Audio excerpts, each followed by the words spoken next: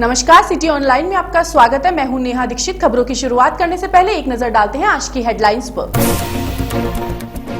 Mayor सभापति की चुनाव प्रक्रिया बदलने पर कांग्रेस को ऐतराज, संविधान की मूल भावना का हनन करार दिया।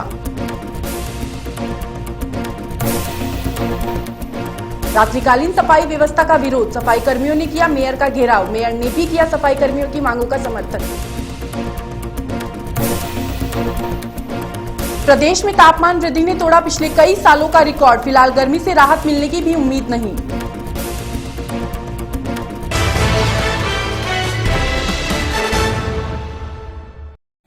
माध्यमिक शिक्षा उपनिदेशक कार्यालय ने डीपीसी और रिव्यू डीपीसी की पूरी तैयारी कर ली है।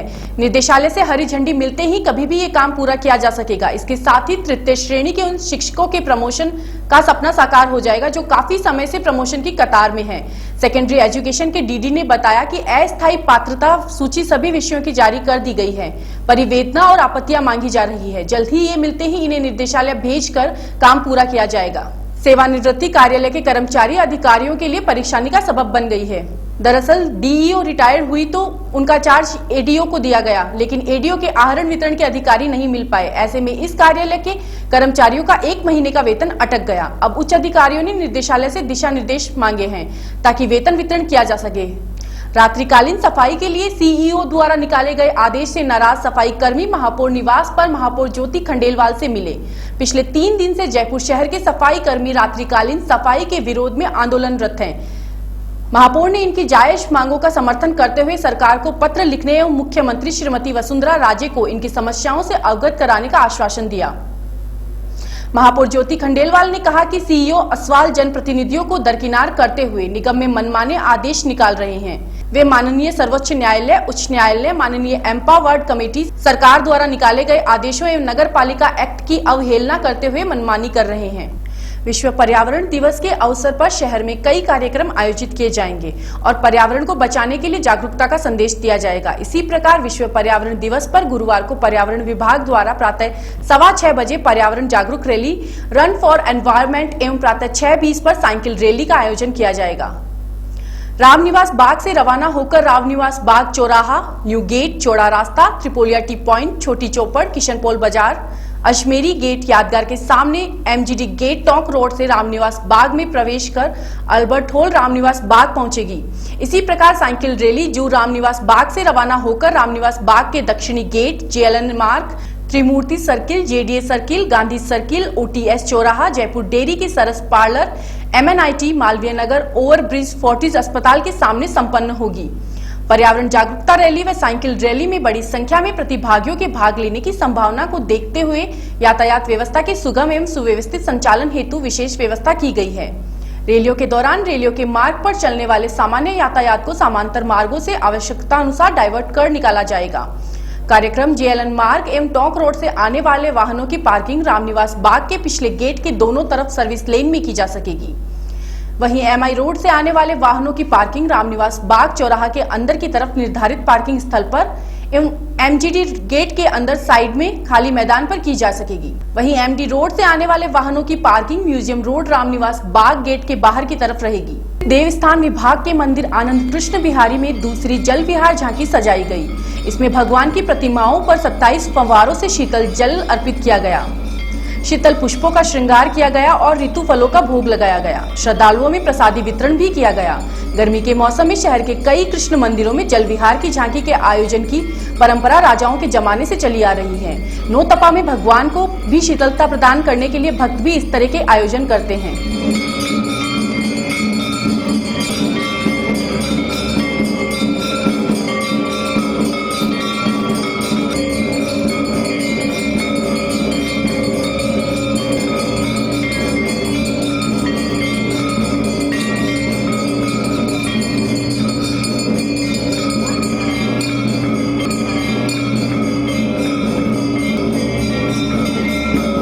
वृष राशि पर जब सूर्य रहता है, पृथ्वी पर गर्मी की अपनी तपिश से सूर्यदेव जीव जंतु, पशु पक्षी सभी को गर्मी से अपनी निजात दिलाने के लिए विभिन्न तरह के उपाय किए जाते हैं। देवालयों में विराजे हुए विग्रह को भी पौराणिक रूप से यह मान्यता है कि उनको भी ग्रीष्म ऋतु लगती है। इसी ग्रीष्म ऋतु में ऋतुओं में ज्येष्ठ मास को गर्म मास माना गया है। इस गर्म मास के अंदर ठाकुर को शीतलता प्रदान करने के लिए मलमल की सूती झीनी पोशाक धारण कराई जाती है। ऋतु ठंडे पुष्पों का ठाकुर के श्रृंगार किया जाता है। शीतल थाल का ठाकुर के भोग लगाया जाता है। ठंडे व्यंजनों का भोग लगाकर 27 फंवरों से ठाकुर को खस, इत्र, केवड़ा इत्यादि खुशबू के इत्र से ठाकुर को स्नान कराकर 27 फंवरों से ठाकुर को ठंडकता प्रदान कर सभी को भक्तों को प्रसाद वितरण कर यह कार्य संपन्न किया जाता है। गवर्नमेंट के सीनियर सेकेंडरी स्कूलों के 12वीं कक्षा के स्टूडेंट्स के लिए निःशुल्क कोचिंग क्लासेस बुधवार से शुरू हुई। इंदिरा गांधी पंचायती राज भवन स्थित सेंट कॉम स्टूडियो में शुरू हुई इन क्लासेस में इन स्कूलों के हिंदी मीडियम के स्टूडेंट्स को इंजीनियरिंग एवं मेडिकल की प्रवेश परीक्षाओं की तैयारी कराई जाएगी। 3 साल से हर साल ये कक्षाएं यहाँ लगती रही हैं। विभाग के सेंट कॉम स्टूडियो में पिछले सालों की भांति इस साल भी निःशुल्क कोचिंग योजना शुरू हुई। सरकारी स्कूलों की 12वीं कक्षा में पढ़ रहे अल्प आय वर्ग के प्रतिभावान विद्यार्थियों के लिए सेंट कॉम द्वारा शुरू की गई इस कोचिंग से बहुत मदद मिलेगी। यहाँ विद्यार्थियों को इंजीनियरिंग और मेडिकल जैसी प्रवेश परीक्षाओं की तैयारी कराई जाएगी।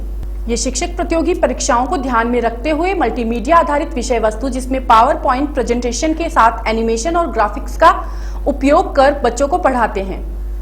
एडमिशन के लिए सरकारी स्कूल के साइंस टीचर्स को नोडल अधिकारी बनाया गया है। इसके अलावा और अधिक जानकारी वहां के प्राचार्य से भी की जा सकती है। जानकारी और आवेदन पत्र विभाग की वेबसाइट www.dst.rajasthan.gov.in पर भी उपलब्ध कराई गई है। आर्थिक रूप से कमजोर और देहाती क्षेत्र के स्टूडेंट्स के लिए ये कोचिंग बहुत इंपॉर्टेंट है। ऐसे स्टूडेंट्स अपने जिले के जिला परिषद, पंचायत समिति और सरकारी सीनियर सेकेंडरी स्कूल में चल रही इन कोचिंग क्लासेस को ज्वाइन कर सकते हैं। शुरुआत में अब तक प्रदेश भर में करीब 3000 स्टूडेंट ये क्लासेस ज्वाइन कर चुके हैं। बड़ी तादाद में स्टूडेंट इन क्लासेस में आने की तैयारी में हैं। विभाग के अधिकारियों का दावा है कि इस बार कोचिंग क्लासेस और अधिक विद्यार्थियों को मार्गदर्शन देगी। वहीं सुबह 9 बजे का तापमान 36 डिग्री रहा। 10 किलोमीटर की रफ्तार से चल रही गर्म हवाओं के बीच पारा दोपहर तक 44 डिग्री पार पहुंच गया। मौसम विज्ञानियों का कहना है कि प्रदेश में अगले 2 दिन भीषण गर्मी और लू का दौर जारी रहेगा।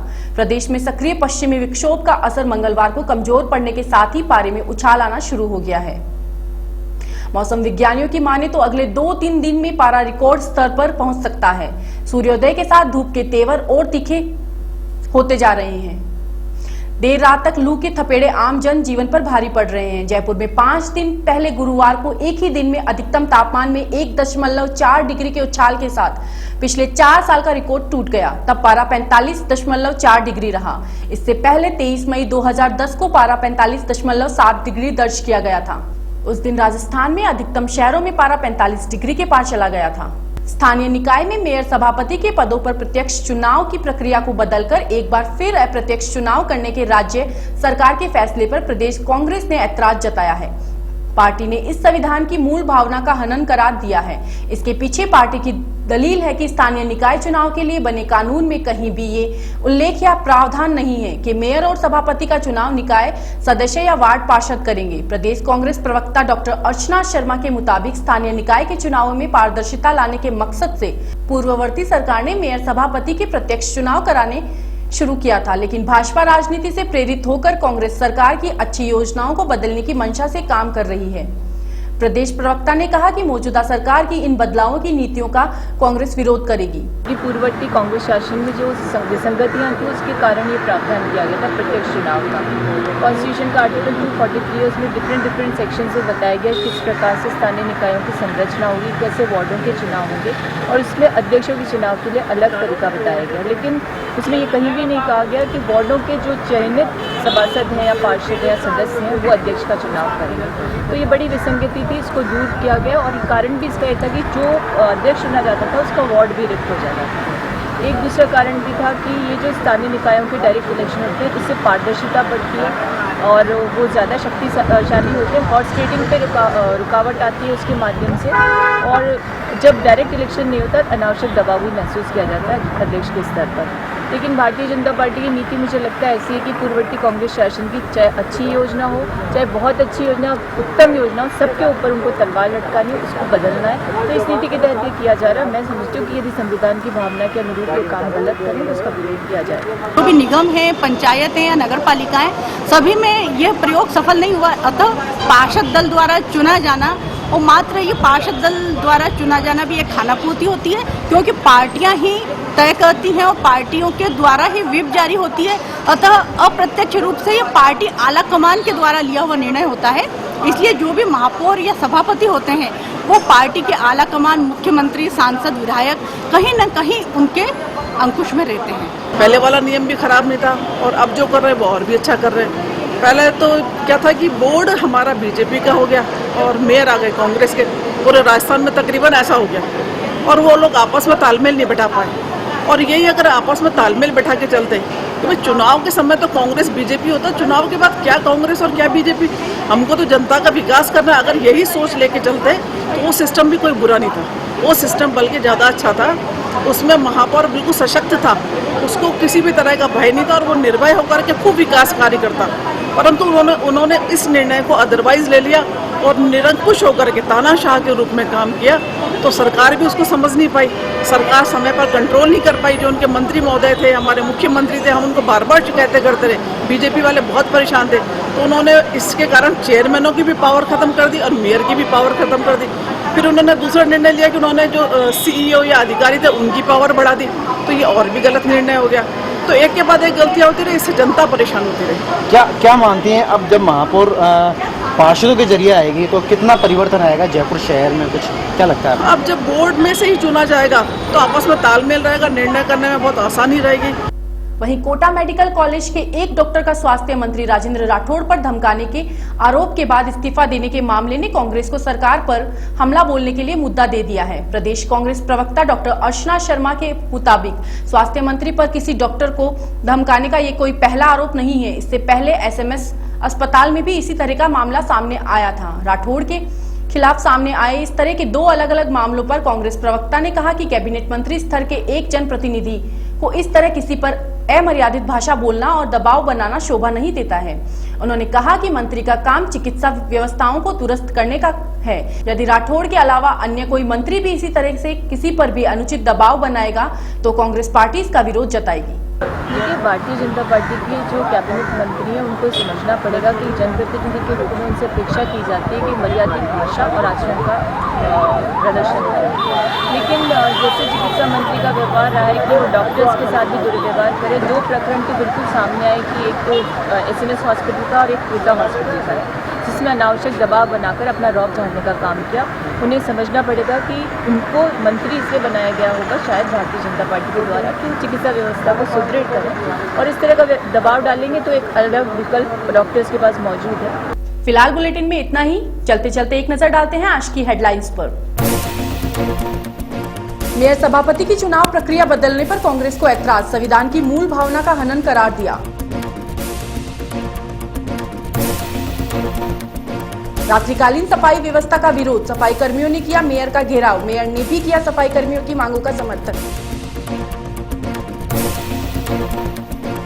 प्रदेश में तापमान वृद्धि ने तोड़ा पिछले कई सालों का रिकॉर्ड, फिलहाल गर्मी से राहत मिलने की भी उम्मीद नहीं।